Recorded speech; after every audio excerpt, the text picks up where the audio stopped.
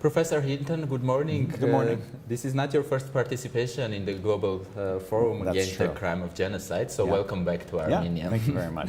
This year's Global Forum is dedicated to the role of education, museums and culture in prevention of genocide and crimes against humanity. And you are listed as speaker for the panel on new approaches to education and art about genocide and its prevention, yes? What will be the main focus of your presentation? Well, so my presentation, which I'm still figuring out because I like to listen to papers and then respond, but I think my message will be that we don't necessarily always need to do the new, that we have good things in the old. And the way I'll begin is by talking about a myth, a story, and sort of take the lessons of critical thinking that come from that and talk about perpetrators, talk about looking at ways that language of hate is formulated, and also to talk about the way things that sometimes are talked about as an obvious good can have negative effects. So to give you one example, the topic of education. So people often say, well, education is good, it just prevents. It's not that simple because education, of course, can erase history. It can also incite hate. So it really is a particular type of education. So I'm going to use this story, which comes actually from Plato. It's a dialogue as the beginning, because it's a story about understanding, about critical thought, to sort of unpack these different things. But the exact way I'm going to formulate it will be determined, sort of based on the conversations at the conference. In a certain way, why do we pre-write papers when we're responding to a dialogue? And, I guess that also sort of accords with the notion of a Socratic dialogue, which is a conversation that takes place in time. Yes, okay. You have received the Robert W. Texter and Family Prize for Excellence in Anticipatory Anthropology for developing a distinctively anthropological approach to genocide. What are the main aspects of that approach? So that's it's a very good question. And as an anthropologist, I always worry that people don't attend enough to anthropological insights. And of course, I say that because I'm an anthropologist. Everyone thinks that, but I think there's some truth. So if we go back to the talk that I'll be giving, for example, I'm going to take up the question of translation. So even now, I'm speaking in English. And we have an active translation of what I've been saying that will be taking place into Armenian. So whatever I'm saying will undergo a transformation.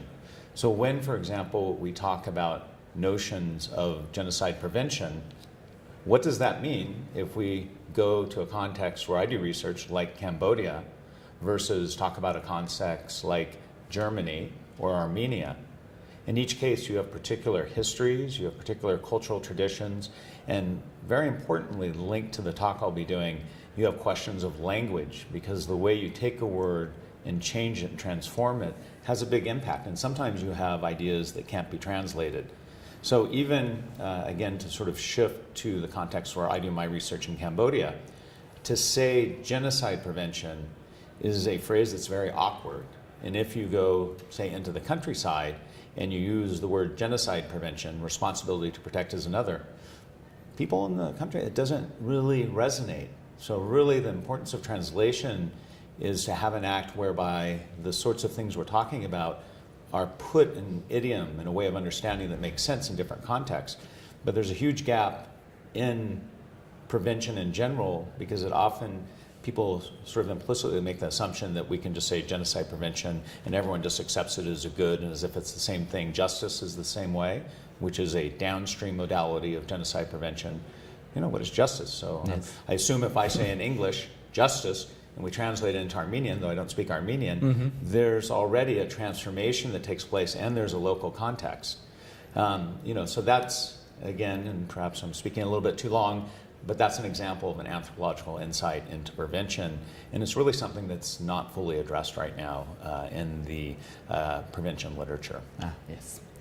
As I know, you are the founder and director of the Center for the Study of Genocide and Human Rights. What is the correlation between these two, and can we say that usually states that deny genocide have a poor track record of human rights protection? Yeah, so that's another interesting question. And you have there's sort of a genealogy to the creation of centers, at least in the context of North America and the United States. So initially, you begin to have, especially after the 1970s, the emergence of centers for the study of the Holocaust. Genocide itself wasn't an issue in quite the same way. There were particular genocides, like the Armenian genocide, Ukrainian genocide. There were some conversations, but for example, when Cambodia took place, some people talked about it, but there wasn't the mobilization. The interest in it really began to emerge in the 1970s and 1980s, and you began to have, in the US, a number of centers for the study of the Holocaust. I think as we move forward through time, there began to be more interest, especially after the Cold War, but when we had Rwanda and Bosnia, were sort of events that took place that then began to inflect away from the Holocaust. And I say the Holocaust again because historically, of course, there were many other genocides that preceded it, including the Armenian genocide, yes. but there were very few centers for the study. I mean, do you know of any center for the study of the Armenian genocide that existed before 1970? Right, very few, right? Yes. It's kind of an interesting question in general, the historical emergence of centers. So our center was created in what you might think of as a second wave, where the idea was to shift away from a predominant focus on the Holocaust to look comparatively at genocide, and as well, in terms of human rights, genocide is part of the international global human rights infrastructure. So the idea, as opposed to having a static name, to have one that was dynamic, and by that I mean you don't just study content, but in fact you take up an issue and it's productive of learning. And in fact, our center now, we could add on many other things. One of the issues that we're going to be taking a look at, especially in the context of the United States right now, is racism and bigotry and extremism. So again, maybe we could say the Center for the Study of Genocide, Human Rights, Bigotry, Extremism. We could just go on and on. But I think there's a danger that exists often with centers that they become static. And maybe a center should shut down if it does. So at least at our center, we try and continually have transformation going on and to challenge ourselves, which is what learning is all about. Yes. Professor Hinton, in 2016 you served as an expert witness at the Khmer Rouge Tribunal. How would you assess the effectiveness of the international justice system with regard to the mass atrocity crimes? So this is where as an academic, we like to say, you need to read the book. So I have two books that have come out. One is Man or Monster, The Trial of a Khmer Rouge Torture, which is actually an open access PDF, and if you want, I can give it to you, and you can give it to your listeners. Anyone can download it and read it. But the more recent book is called The Justice Facade, Trials of Transition in Cambodia. So what's interesting is, as an academic, I've been studying this court, which is an international hybrid tribunal comprising international judges and local Cambodian judges.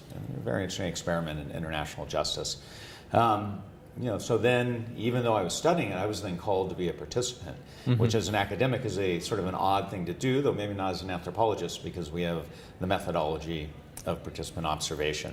But I wanted to do it because, again, in terms of my own commitment to the understanding of genocide, to genocide prevention, I had a responsibility to undertake that.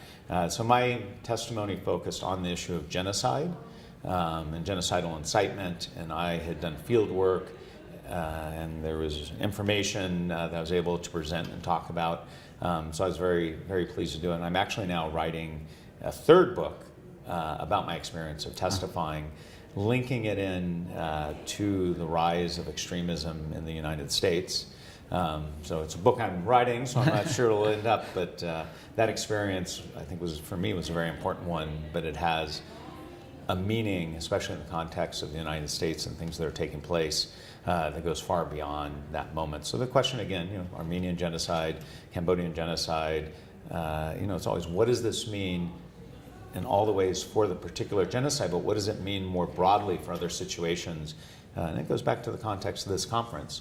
It's not a conference just on the Armenian genocide. Yes. It's not on the Holocaust. You know, it's about prevention. Yes, yes. it's a broader question, and I think that's exactly what should be done at these sorts of forums. Professor, I would like to ask you to talk a little bit about denialism, especially in the context of the Armenian genocide. Hundreds of years, the justice is yet to be served. Can the human rights and genocide scholars have a role in bringing the Turkish government closer to recognition of the genocide, which in its turn will make the reconciliation between our two nations possible? Yeah. Well, so the question then is an activist versus an academic. And what an academic does in the approach to denial and denialism is to lay out the sort of history of what's going on, to isolate the issues, to show the strengths and weaknesses of different arguments. And actually this has been done very nicely by a scholar named Donald Bloxham, who has a book called The Great Game of Genocide. And he goes through and actually takes the arguments that are made by members, for example, of the Turkish government, and goes through them each by each and says, well, there might be a little bit of truth here, but by and large, it's incorrect. And I think that is an example of rigorous academic scholarship that, even though, again, he didn't begin with a position, that was his conclusion, is that none of these arguments ultimately have much merit. So if so I speak in different places. I've mentioned Raphael Lemkin at one conference I'm thinking about in particular, and immediately it was in Africa. The Turkish ambassador got up and said, well, you mentioned the Armenian genocide, we dispute it, it's not a genocide. I was unable to reply because they took away, that was it, they cut off the session. But that was a very direct experience of those sorts of rhetorics. And again, I think what we have to contribute as academics, right, is from an objective perspective, looking at an argument, analyzing it, and in this case, I think it's pretty clear that the positions that are put forward by the Turkish government are the typical sort of denialism where it blends a little bit of truth with a lot of falsity, and we're well placed to point that out, even if we don't begin with that mission. We're scholars, we're scientists, and we have to be as objective as possible.